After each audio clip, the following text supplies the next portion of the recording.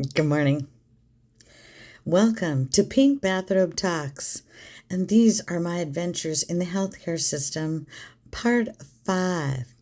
Where we last left off, I had removed Medicare and all of the government insurance from my Humira Savings Care Plan, from the specialty pharmacy, from pretty much everything. And I started a claim with the private healthcare insurance company. Now it's been 2 weeks. I have an estimated 20 hours into fill my prescription for a biologic that is a monthly cost of $7,300 plus. And with the help of private insurance companies and the big pharmaceutical company, I would be able to afford this medication. I got some devastating news on Friday at about 3:30 in the afternoon. The private health insurance company had put a rush to their prior authorization administrative folks to determine whether or not the private insurance, would cover the biologic. They, in fact, denied my coverage. And their reasons are... Let me look at my paper here.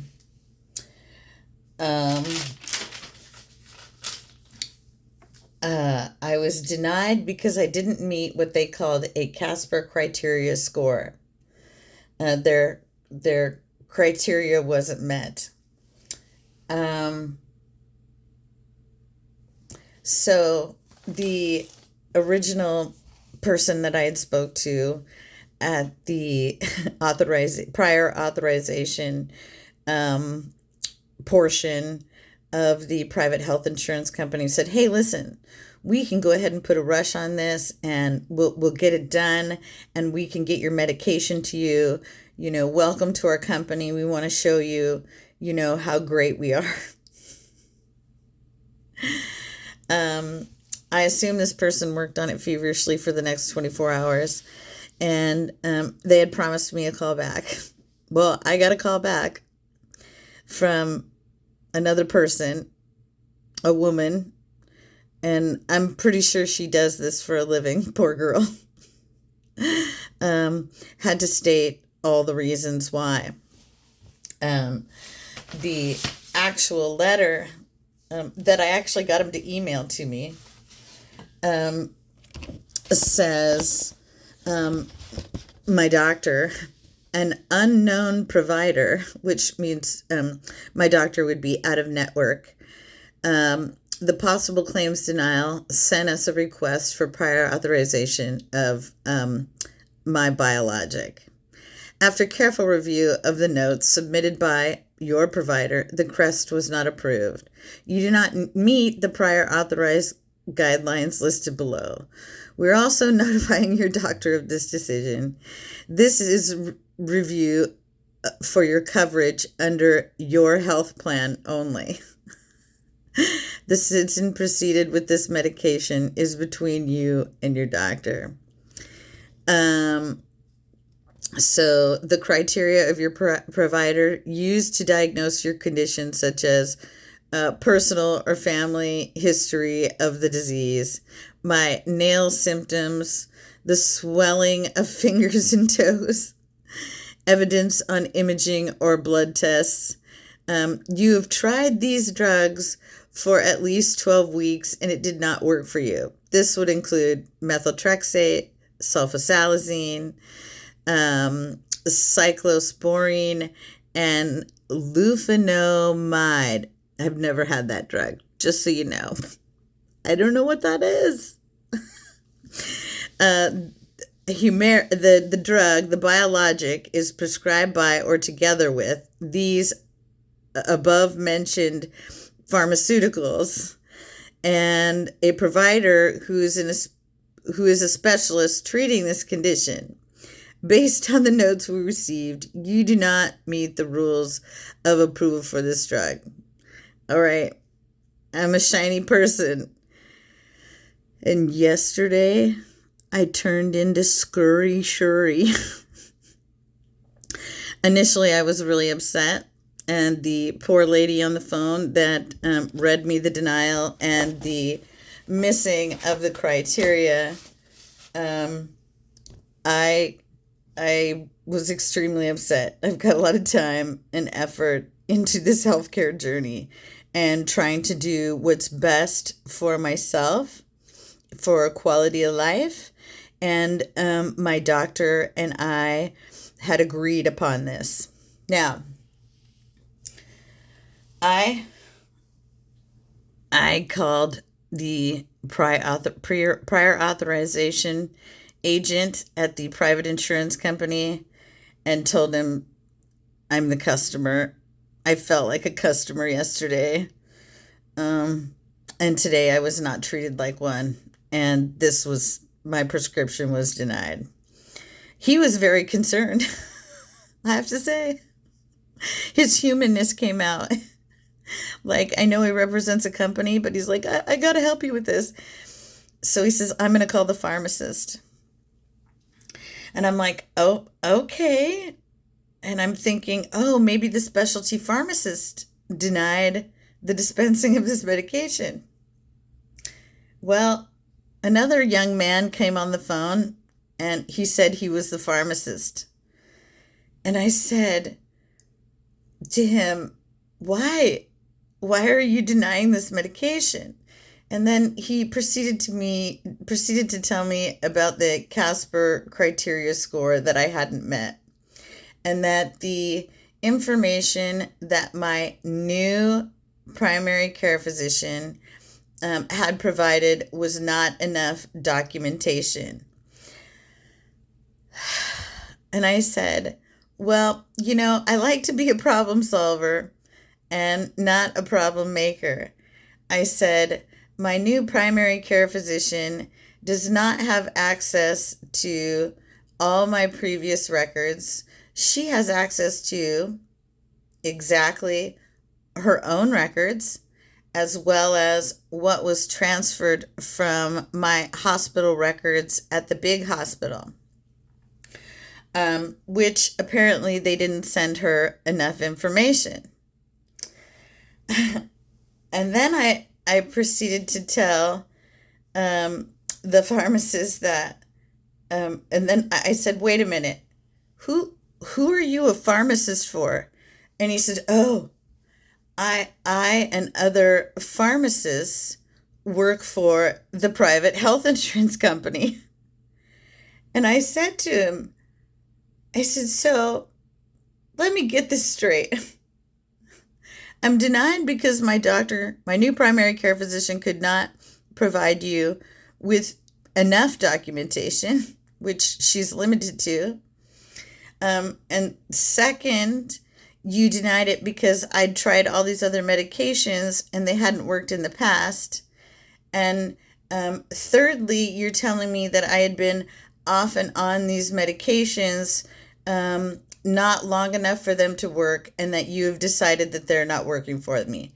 And he goes, yes. I said, I don't think it was you personally. And he goes, no, we have a group of pharmacists here at the private insurance company, along with medical doctors, that make the determination on whether or not you need this medication. This is where scurry shuri came out. And in the most kind and loving way, I proceeded to tell this pharmacist, my first thought was, so pharmacists and doctors who's actually never met me, but actually have access to my records from all the facilities, including the specialty pharmacy that has administered this drug to me in the past, have decided of your own accord that you're not willing to cover the medication. I said, well, I have all the documentation that says I have a debilitating disease, and not only do I have psoriatic arthritis, I have osteoarthritis of the spine, I have myofascial pain disorder, and I borderline on leukocytosis, which shows in all my labs. Like I said, I have a naturally high white blood cell count. I told him, I said, I really am my own zombie because my specialized white blood cells eat away at these tendons and muscles in my joints. And we're talking my neck, my shoulders, my elbows, my ankles, my feet, my knees, my hips especially, along with my wrists and the joints in my fingers. I don't think that's fair. I said, okay, so I've already been denied. I'm a problem solver, not a problem maker. What can we do about this? He said, well, you've already been denied. I said, I don't want to have to file an appeal because it'll take longer for me to get the medication. That's not fair. Okay. I said, also, I don't want to take methyltrestate, sulfasalazine, prednisone, Nebutone, and Relafin, all these autoimmune suppressants, these medications that you take in pill form, because eventually they're going to destroy my kidneys and my liver. Now, I'm a logical person. I know the medication, my biologic, would slow the progression, and I have documents that show that it has. And when my doctor and I decide that maybe I need some of these other medications in tandem, I think that's my decision. It's my body. It's not just about my uterus or my ability to make more babies. This is about my entire body. I am advocating for my entire body. And if you require that I take these other medications in tandem and they destroy my liver and kidneys, I just want you to be prepared because, it's going to cost the insurance company a lot more for liver transplants or kidney transplants, hospital stays, and that could run up towards $1 million. And you are thinking in the here and now. I am thinking 10, 15, and 20 years down the road about my health care. I also appealed to the humanness of this pharmacist who works for a private insurance company. And he said, despite who I work for, I want you to know personally that is a very difficult decision. I said, yes, it is. I'd much rather keep my insides as long as I can because I kind of need those to live, liver and kidneys. I like to keep my own and lose that mobility. However, we need a solution. I got the pharmacist to agree, although I was denied on getting the biologic filled. Without having to file an appeal, I said to him, what can you do for me? He said, well, I need you to get with your doctor, which I don't think she's going to be happy about it because she is a direct primary care physician and she doesn't like dealing with private health insurance companies, which is why I pay a fee every month on top of my Medicare health insurance and what my husband pays through the private health insurance company. She doesn't bill you. You're not having to pay for my doctor visits.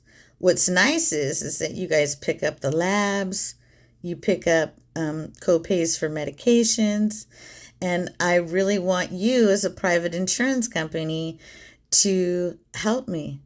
I'm a customer. And he goes, well, you've already been denied. I said, well, please send me the denial letter. And he said, and I asked if he could do it via email, and he most certainly did. Now, my doctor is going to have to get hers via mail. I don't know when she's going to get it, but today, the solution is that I have to go back to 2018 when I was first diagnosed with psoriatic arthritis and then the myofascial pain disorder, and provide MRIs of my neck where C5, C6, and C7 have inclusions, or what they call bone spurs, in my neck. I also have to prove that my labs put me borderline leukocytosis because of the high white blood cell count.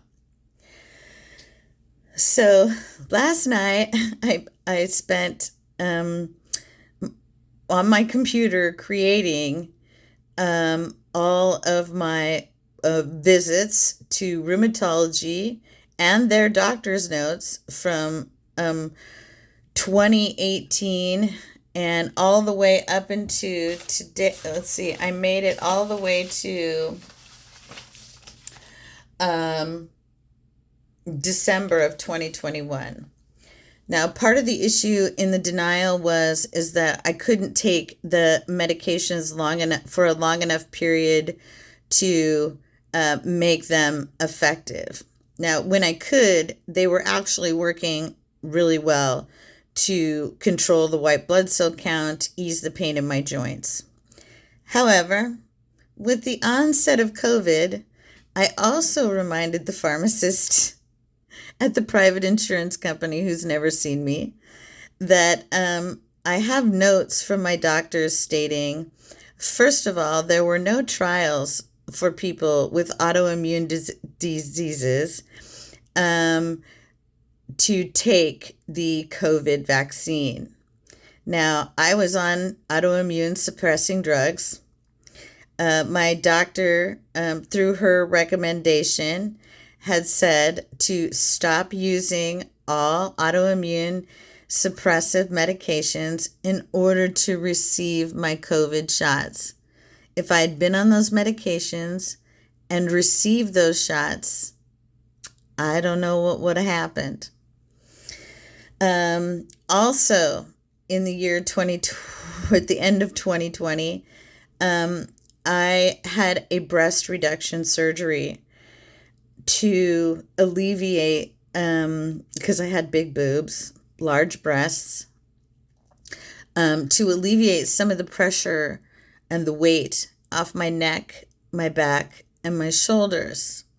So this took place in November, the end of November 2020, which is a big enough risk, being, on autoimmune suppressing drugs, was requested by my doctors once again to stop taking the autoimmune suppressing drugs so that my body would heal much better from a breast reduction surgery.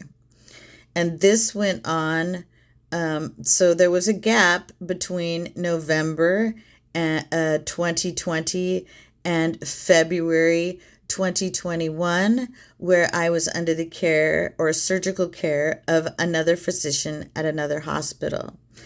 The surgery went great.